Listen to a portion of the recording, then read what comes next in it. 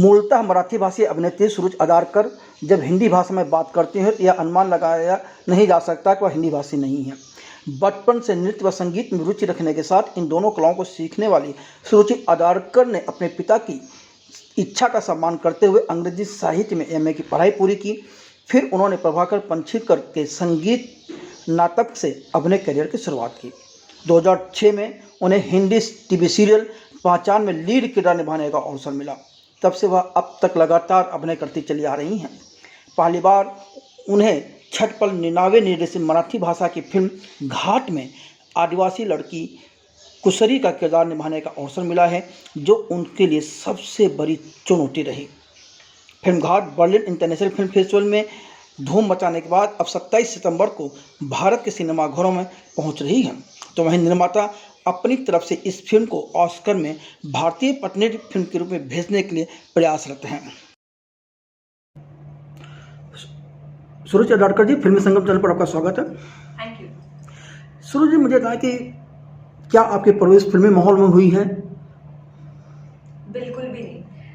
मेरे घर से या कोई भी रिलेटिव्स में से भी इस फील्ड में कोई नहीं था। मैं पहली हूँ जिसने ये हिमाकत की है इस फील्ड में आने की। क्योंकि क्या होता है ना, जब आप नए होते हो, एक कोई भी फील्ड आपके लिए नहीं होती है, कोई गाइड करने वाला नहीं होता, तो थोड़ी सी झिझक होती है, डर होता है, बहुत सारे इमोशंस होते हैं सबके मन में, आप ही के मन में नहीं, आपके पेरेंट्स के भी मन में। क्योंकि मेरे फादर जो है वो प्रिंसिपल रह चुके हैं लॉ के, और मेरी मॉम एक होम मेकर है, मेरा भाई आईटी इंजीनियर है। तो आई थिंक एजुकेशनल बैकग्राउंड से मैं बिलोंग करती हूँ, और मैंने एमए किया हुआ है इंग्लिश लिटरेचर में। और मेरे पापा ने सिर्फ एक ही बात कही थी, जब मैंने उनसे ये बात कही कि मुझे इस फील्ड में आना है, तो उन्होंने एक ही बात कही कि कुछ भी करो आपको जो फील्ड सिलेक्ट करना है या जो करियर भी आपको सिलेक्ट करना है आप कर सकते हो, लेकिन पढ़ाई करना बहुत ज़रूरी है। पढ़ाई छोड़कर अगर आप सोच रहे हो कि कुछ और करें तो ये नहीं चलेगा। तो उन्होंने कभी मुझे रोका नहीं किसी चीज़ से, कोई भी करियर सिलेक्ट करने से। हमेशा मुझे गायकी का शौक़ था, मुझे डांस का शौक़ था, तो उन्होंने कायम मुझे अप्रिशिएट किया है, उस बारे में एनकरेज किया है। तो इसीलिए आई थिंक उनके बिना मैं इस फील्ड के बारे में सोच ही नहीं सकती थी कभी। आपको गायकी का शौक था, डांस का शौक था, तो आपने सीखा भी होगा जी। और वो क्या सीखा, किससे सीखा, और फिर ये फिल्मों का चस्का कैसे लगा? मैंने गायकी सीखी, मैं 4 साल मैंने सीखे, 4 साल मैं सीख रही थी। लिमय मैडम हमारे यहाँ पे सिखाती थी, उनके यहाँ। और फिर मैंने सोनिया परसुरे ताई है, उनसे कथक सीखा है, वो भी 5 साल सीखा है। तो मुझे लगता है कि बचपन से ही मुझे इन सब चीज़ों का बड़ा शौक़ था, क्योंकि मेरी माँ ने एक बात मुझे बताई जो मुझे ऑफकोर्स याद नहीं है, मैं बहुत छोटी थी, और तब न्यूज़ चैनल्स लगते थे डीडी नेशनल पे। तो वो एक बार चल रहा था डीडी नेशनल हमारे घर पे, और मैं बहुत छोटी थी जब मैंने वो देखा, और मैंने अपनी मम्मी से पूछा था कि इसके अंदर कैसे जाते हैं, ये जो न्यूज़ दे रहे हैं सब, ये कैसे न्यूज़ दे रहे हैं, अंदर कैसे गए टीवी के, मुझे भी जाना है। तो वो एक बात मेरी मम्मी ने कही कि तब मुझे शायद लगा था कि इस फील्ड में इंटरेस्ट हो सकता है। तो आई थिंक बचपन से शुरुआत हुई। मेरी मम्मी ये भी कहती है कि शीशे के सामने खड़ी रहकर मैं डायलॉग्स बोलती थी फिल्म्स के, एक्टिंग करती थी, डांस करती थी, गाने गाती थी। मेरे अड़ोस पड़ोस के भी, मतलब एक दिन अगर मेरी आवाज़ ना आए तो अड़ोस पड़ोस से पूछते थे लोग कि अरे आज कुछ बोली नहीं वो, आज उसने कुछ गाया नहीं, आज कुछ किया नहीं। तो शायद मैं इसी के लिए बहुत फेमस रही होंगी। पर यस, मुझे बहुत इंटरेस्ट था डांस में भी, सिंगिंग में भी, आर्ट्स में। बेसिकली कोई भी क्रिएटिव चीज़ में मुझे बहुत इंटरेस्ट था। पता नहीं था कि मैं एग्जैक्ट कौन सी फील्ड में जाऊंगी, क्या करूंगी, लेकिन आर्ट्स से रिलेटेड कुछ करूंगी ये ज़रूर पता था मुझे। अभिनय को करियर बनाने के बाद कब सोची आपने? कोई घटनाक्रम था या क्या था? एक्चुअली बहुत ही एक्सीडेंटली हुआ। मैंने जैसे कहा कि आर्ट्स इस फील्ड में मैं कुछ करूंगी ये मुझे पता था, लेकिन अभिनय करूंगी ये मुझे नहीं पता था। तो एक वर्कशॉप थी हमारे यहाँ पर बहुत सालों पहले, तो वहाँ पे मैंने 10th की छुट्टियों के बाद कुछ करना था, क्योंकि हर छुट्टियों में मैं कुछ ना कुछ करती थी। मतलब जैसे सिर्फ खेलने जाओ या खेलो, ये तो एक रूटीन होता था मेरा, लेकिन उसके अलावा मैंने ग्लास पेंटिंग सीखी, मैंने मेहंदी सीखी, और ये मेरी मई की छुट्टियों की बात मैं बोल रही हूँ, हर साल की। उसके बाद मैंने डांस सीखा। डांस तो मेरा चल रहा था, गाने का क्लास चल रहा था, तो ये सब चीज़ें मैं सीखती थी हॉलीडेज़ में मेरे। तो वैसे ही 10th की हॉलीडे बहुत लंबी होती है, छुट्टियाँ वो वाली, तो उसमें क्या करें, तो एक मैंने वर्कशॉप देखी, तो उस वर्कशॉप में मैं गई थी, और वहाँ पे जब मैंने देखा तो 10th तक मुझे ये नहीं पता था कि 10th के बाद मैं आर्ट्स फील्ड सेलेक्ट करूँगी, ये मुझे पता है, लेकिन मैं क्या करना चाहती हूँ, क्योंकि मुझे सब चीज़ों में इंटरेस्ट था। तो अब एग्जैक्टली करना क्या है ये पता नहीं था। तो इस वर्कशॉप में जाने के बाद मुझे वो माहौल देखकर पता चला कि yes, here I belong, I want to be here, मुझे ये करना है।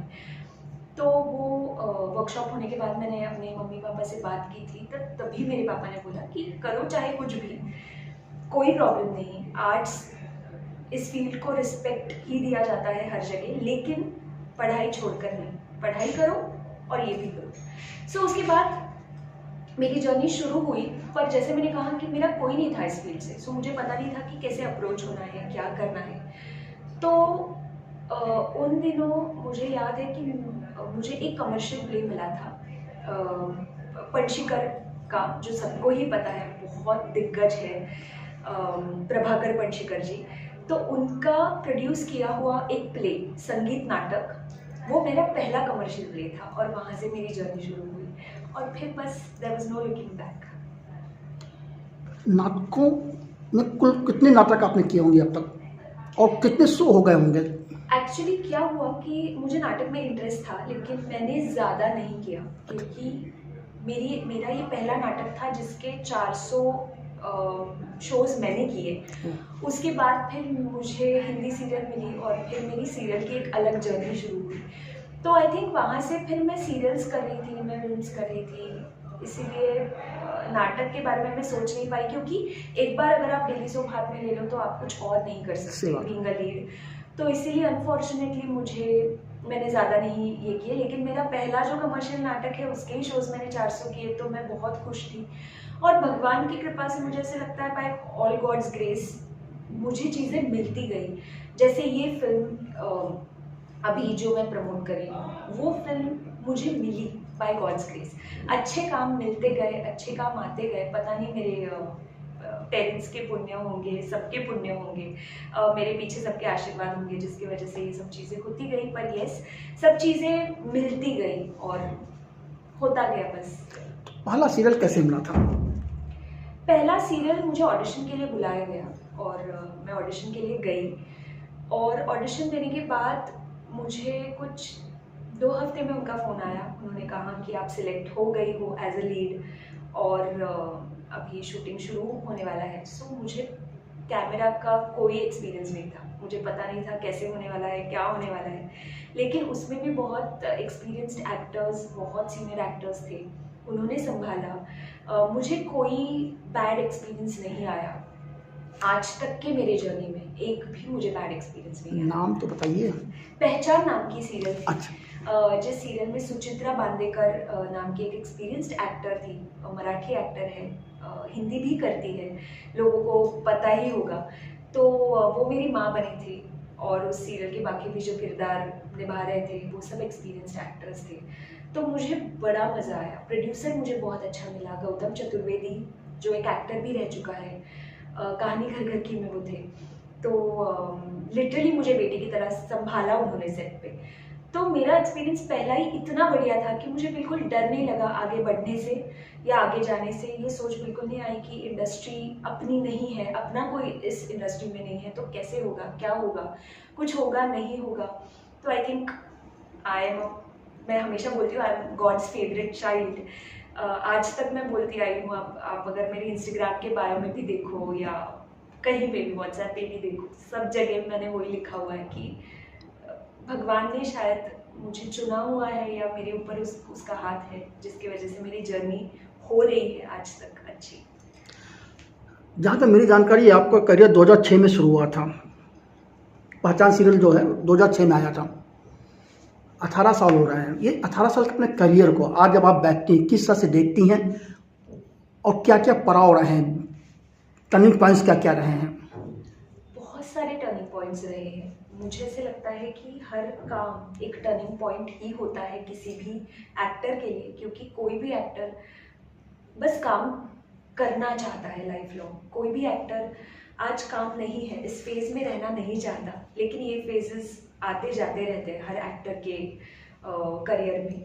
तो मेरे भी करियर में ऐसे बहुत सारे पड़ाव थे जब ये एक काम किया, अभी काम नहीं है कुछ साल, पर हमेशा हम ये चीज़ बोलते हैं कि आप जब काम कर रहे हो तो ठीक है, पर जब काम नहीं करते तो आप कैसे होते हो, खुद को कैसे संभालते हो, ये सबसे ज़्यादा इम्पोर्टेंट है। और ये मुझे ऐसा लगता है सिर्फ एक्टर के लिए नहीं, ये हम सबके लिए बहुत ज़्यादा इम्पोर्टेंट है कि जब हमारा एक लो फेज़ आता है तो हम खुद को कैसे संभालते हैं। मेरे मम्मी पापा ने मुझे ये सिखाया है, या जब हार भी मानना, अगर हार आती है हमारे ज़िंदगी में तो वो कैसे माननी चाहिए, कैसे उसका भी स्वागत करना चाहिए, कैसे ये भी पता होना चाहिए कि ठीक है ये लो है, पर एक बहुत अच्छी फेज़ है जो मैं अप्लाई करती हूँ अपनी ज़िंदगी में, वो है दिस टू शैल पास। ये भी वक्त गुजर जाएगा, तो वो अच्छा हो या वो बुरा हो। जब अच्छा वक्त आता है तभी भी यही सोचना चाहिए कि ये भी वक्त गुजरने वाला है, और जब बुरा आता है तभी भी यही सोचना चाहिए कि ये भी वक्त गुजरने वाला है।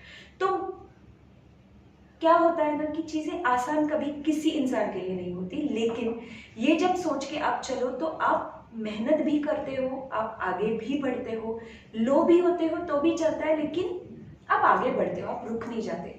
तो किसी भी इंसान के लिए मुझे ऐसे लगता है कि रुकना नहीं चाहिए किसी भी वक्त। और कहीं ना कहीं आप जैसे हार्डवर्क करते हो, आगे जाते हो, मुझे ऐसे लगता है कि आपको सफलता ज़रूर मिलती है। आपकी ज़िंदगी में या आपके करियर में लो फेस कब आया था, उस वक्त आपने उसको कैसे संभाला? मुझे ऐसे लगता है कि कुछ काम करने के बाद एक लो फेज आया था, जो था कि 6 महीने में कुछ काम नहीं कर रही थी और मुझे नहीं पता था कि आगे क्या होने वाला है।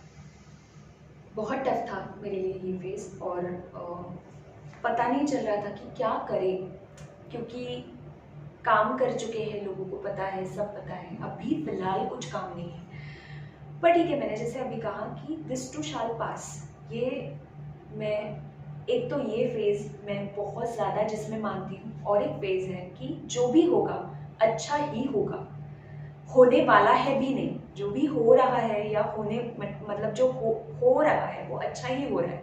तो इसमें मैं बहुत ज़्यादा स्ट्रांगली मानती हूँ। और मुझे और एक बात बहुत स्ट्रांग लगती है, वो है आपकी फैमिली। बस आप अगर अपने फैमिली से बहुत डीपली जुड़े हुए हो तो आप कभी कोई गलत चीज़ सोच ही नहीं सकते। आप अगर अपने पेरेंट्स के साथ, अपने बुजुर्गों के साथ हो, जो भी आपके घर में है, तो मुझे ऐसा लगता है कि वो बहुत स्ट्रॉन्ग एक प्लस फैक्टर होता है आपकी लाइफ में, कि आप कभी डाउन जा ही नहीं सकते। ये डिप्रेशन फेज आता है, ये होता है, वो होता है ज़रूर, लेकिन वो हम उन लोगों के बारे में बोलते हैं जो अकेले रहते हैं या जो इस फेज में अकेले हो जाते हैं, क्योंकि हर इंसान बोलता नहीं है, अपनी फीलिंग्स को बाहर लोगों के सामने अपील नहीं करता। तो बहुत ऐसे लोग होते हैं कि जिनके ज़िंदगी में बहुत चीज़ें हो रही हैं, हमें पता भी नहीं है। जी, या सो थैंकफुली मुझे ऐसा लगता है कि फैमिली बहुत मैटर करती है, और फैमिली तुम्हें आपको स्ट्रॉन्ग रखती है। तो मेरे बारे में भी वही हुआ कि मुझे बहुत स्ट्रॉन्ग रखा गया मेरी फैमिली, और मेरी फैमिली बहुत ज़्यादा पॉजिटिव है, बहुत ही ज़्यादा पॉजिटिव है। ये हो रहा है, ओके हो रहा है, ठीक है, अब अच्छा भी होने वाला है, तो उठो और काम पे लगो। ऐसे नहीं कि सिर्फ बैठना है, सोचना है कि अरे ये क्यों इतना बुरा हो रहा है। कुछ बुरा नहीं हो रहा है, हमसे भी बुरी चीज़ें हो रही है लोगों के साथ, तो वो देखो। जिनके पास एक्चुअली लिटरली, ये मैं सिर्फ बोलने के लिए नहीं बोल रही हूँ, मैं खुद बहुत इसमें बिलीव करती हूँ कि लोगों के पास जो बेसिक चीज़ें हैं वो भी आज नहीं है। खाने के लिए आज दोपहर का खाना क्या खाऊं, कैसे खाऊं, पैसे नहीं है, ये भी चीज़ें हो रही है बाहर। तो हमारे साथ तो ये नहीं हो रहा है, तो फिर क्यों डाउन होना है। बंगला है, गाड़ी है, नहीं है, ये सब चीज़ें डाउन होने वाली है ही नहीं। इसकी वजह से आप बैठ नहीं सकते, सैड होके बैठ नहीं सकते, डिप्रेस नहीं हो सकते। उससे भी बहुत ज़्यादा चीज़ें बाहर घट रही है, उनको देखकर हमें चलना सीखना पड़ेगा, हमें दौड़ना सीखना पड़ेगा, खड़े रहना सीखना पड़ेगा। कोई बहुत बड़ी बात नहीं है ये। तो आई थिंक उसी की वजह से मैं स्ट्रॉन्ग रह पाई। लेकिन आपको नहीं लगता कि यार आपके करियर में शुरुआत में ही सफलता मिल जाए और हर दिन 10-20 लोगों को फ़ोन आने शुरू हो जाए, पर एक वो फेज है जब सारे फ़ोन बंद हो जाए अचानक, तब डिप्रेशन में जाने की स्थितियाँ नहीं आती? नहीं, मैंने जैसे कहा कि पहले से ही अगर अपने रूट्स आप स्ट्रॉन्ग रखो, अपनी सोच आप स्ट्रॉन्ग रखो, आपको अगर पता है आपको कहाँ जाना है, आपको क्या करना है, तो ये सब चीज़ें तो होती रहेंगी। आज है, कल नहीं है, परसों वापस है। जैसे मैंने बोला, दिस टू शैल पास। जब आप अपने करियर के पीक पे भी होते हो, तभी भी आपको ऐसा लगता है कि ठीक है, अभी क्योंकि आप काम कर रहे हो तो लोग आपको पूछ रहे हैं, सब लोग घर पे बुला रहे हैं, खाना खिला रहे हैं, प्यार बरसा रहे हैं। कल ऐसी फेज आने वाली है जब आप कहीं नहीं हो, किसी को नहीं पता आप कहाँ हो, आप क्या कर रहे हो, आपने खाना खाया भी है या नहीं। ये सिर्फ आपके फैमिली को पता होता है, ये सिर्फ आपके करीबी लोगों को पता होता है। और मेरे लाइफ में करीबी लोग बहुत गिने चुने हैं, शायद 4 या 5 ही होंगे, पर वो मेरे अपने हैं। मुझे पता है कि आज अगर एक दिन में मेरा फ़ोन नहीं गया तो मुझे उन लोगों का फ़ोन आएगा कि खाना खाया, क्या कर रही हो, कैसे चल रहा है। तो ये सब मेरे लोग हैं, मुझे पता है। तो मुझे ऐसा लगता है कि अगर आप अपना फोकस बहुत क्लियर रखो पहले से कि आपको क्या करना है, कहाँ पहुँचना है, तो फिर मुझे नहीं लगता कि ये डिप्रेशन आ सकता है। मैंने जैसे कहा कि मैं हमेशा अपनी फैमिली से जुड़ी हुई थी, मैं हमेशा अपनी फैमिली के साथ ही रहती हूँ या उनके साथ ही होती हूँ, तो मुझे ये टर्म थैंकफुली टचवुड नहीं आया आज तक कभी। जब फिल्म घाट का आपको ऑफर मिला तो आपने क्या सोचकर ये फिल्म की? क्योंकि जो मैंने ट्रेलर देखा उससे तो लगता है कि फिल्म कहीं ना कहीं पुरुष प्रधान ज़्यादा लग रही है। ट्रेलर देख के ये हो सकता है, लेकिन जब मैंने ये स्टोरी सुनी, ये करनी चाहिए या नहीं, ये कभी प्रश्न मेरे दिमाग में तो नहीं आया, कभी नहीं आया। क्योंकि एक ही कैरेक्टर है, एक वन फीमेल कैरेक्टर है उसमें, जो बहुत स्ट्रॉन्ग दिखाया है। आपको फिल्म देखने के बाद पता चल ही जाएगा। और आजकल के इसमें ये फीमेल कैरेक्टर इतना स्ट्रॉन्ग दिखाना, और वो भी एक आदिवासी लड़की है जो काम नहीं करती, सिर्फ घर का काम, पैसों के लिए जो भी छोटा मोटा काम है वो करके गुजारा होता है उसका, पर वो लड़की इतनी स्ट्रॉन्ग अगर है तो फिर शहरी लड़कियां तो होनी ही चाहिए, ऐसे मुझे एक थॉट आया था। पर स्टोरी सुनने के बाद मुझे बहुत अच्छा लगा कि ऐसी फिल्म एक एक्टर के लिए, एक एक्टर के करियर में होना, एक एक्टर ने ऐसी फिल्म करना इज़ अ ह्यूज थिंग। और ये मुझे पूछी गई फिल्म या मेरे बारे में सोचा गया इस किरदार के लिए मैं बहुत थैंकफुल हूँ, क्योंकि ये हमेशा ऐसी फिल्में नहीं बनती, वंस इन अ वाइल बनती है। और इस फिल्म का हिस्सा मैं हूँ तो खुद को बहुत ही ब्लेस्ड मानती हूँ। क्या कैरेक्टर क्या है फिल्म में और उसका नाम क्या है? इस कैरेक्टर का नाम कुसरी है घाट फिल्म में, और वो बहुत स्ट्रॉन्ग कैरेक्टर है। जैसे मैंने बोला, एक आदिवासी लड़की है, लेकिन डिसीजन मेकर है, इंडिपेंडेंट है, स्ट्रॉन्ग है, ज़्यादा बोलती नहीं है, लेकिन जो भी करती है वो करके दिखाती है। तो ये ऐसा ही किरदार है। आदिवासी लोगों के बीच आप रही नहीं, तो इस कैरेक्टर को प्ले करने के लिए, उस कैरेक्टर में घुसने के लिए किस तरह का होमवर्क आपका अपना रहा? बहुत टफ था। सिलेक्ट होने के बाद 2 मेजर चैलेंजेस थे। पहला चैलेंज था कि वैसे दिखना, क्योंकि वो बहुत, उनका रहन सहन, उनकी बात करने की एक उनकी बोली बहुत अलग होती है। तो एक तो वैसे दिखना, क्योंकि अगर आप वैसे दिखो तो आप ऑडियंस को कन्विंस कर पाओगे। करेक्ट। और दूसरा चैलेंज था उनकी भाषा, उनकी लैंग्वेज, जो मैंने कभी नहीं बोली थी, कभी भी नहीं। तो वो ये 2 मेजर चैलेंजेस थे। लेकिन हमारे जो डायरेक्टर हैं छत्रपाल नीनावे सर, उनका ये विजन था, उनकी ये स्टोरी है, उनका स्क्रीन प्ले है, तो उन्होंने मुझे समझाया, उन्होंने ये किरदार कैसे प्ले करना है, क्या करना है, ये भाषा कैसे बोलनी है, तो वो पूरा वर्कशॉप उन्होंने लिया। और ये वर्कशॉप हमारे यहाँ नहीं हुआ, ये वर्कशॉप हमारा लिटरली उन एरियाज़ में हुआ, नक्सलाइट एरियाज़। हम सब लोग गए थे उनकी टीम में, वहाँ पे जाके हम लोगों से मिले, लोग कैसे काम करते हैं, आज भी रास्ते कैसे कच्चे हैं, या कितना उन्हें चलना पड़ता है, कितनी मेहनत उन्हें लेनी पड़ती है, उनको क्या क्या प्रॉब्लम से गुजरना पड़ता है, ये हमने उनसे जाके बात की। उनकी बॉडी लैंग्वेज, उनका बोलने का लहजा, या वो कैसे काम करते हैं, ये सब देखा गया। क्या है ना कि आज हम जब किताबें पढ़ते हैं, स्टोरीज पढ़ते हैं, तो हमारा विजुअलाइजेशन होता है, विजुअलाइज करके हम अपनी दुनिया बनाते हैं वो रीड करके। लेकिन जब हम वहाँ जाते हैं तो एक्चुअली हम देखते हैं कि ये सब चलता है आज भी। शहरों में शायद ही बहुत कम लोगों को पता होगा कि नक्सलाइट्स एरिया आज भी है, आज भी लोगों को इन सब प्रॉब्लम से वहाँ पे गुजरना पड़ रहा है। बहुत डर भी लग रहा था वहाँ पे जाने का, लेकिन यस हम लोग गए, उन लोगों से बात की, और तब पता चला कि वी आर वेरी ब्लेस्ड, हम बहुत ही अच्छा जीवन व्यतीत कर रहे हैं, ऐसे मुझे लगा। तो सर ने तो बहुत बहुत मेहनत ली, बहुत, उनकी वजह से मुझे ऐसे लगता है कि कुसरी मैं जान पाई हूँ, कुसरी को, कुसरी इस किरदार में मैं उतर पाई हूँ। और अभी आपको सबको पता चलेगा जब आप फिल्म देखोगे कि ये बहुत ही यूनिक फिल्म है जो हमेशा नहीं बनती।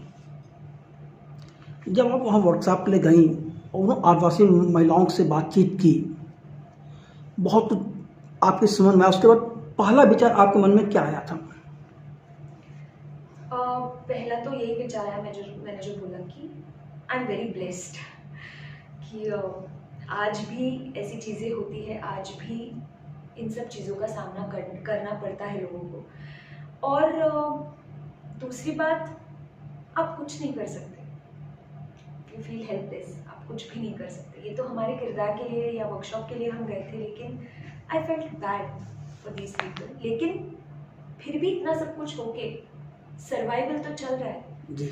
आज हम सब, एक सर्वाइवल इंस्टिंक्ट होता है हम में सब में, हम जी रहे हैं, तो वो सर्वाइवल इंस्टिंक्ट मुझे उनकी आंखों में दिखा कि फिर भी बहुत पॉजिटिव, बहुत इनोसेंस फेस पे, बहुत ही क्या बोलते हैं उसको, एक भोलापन,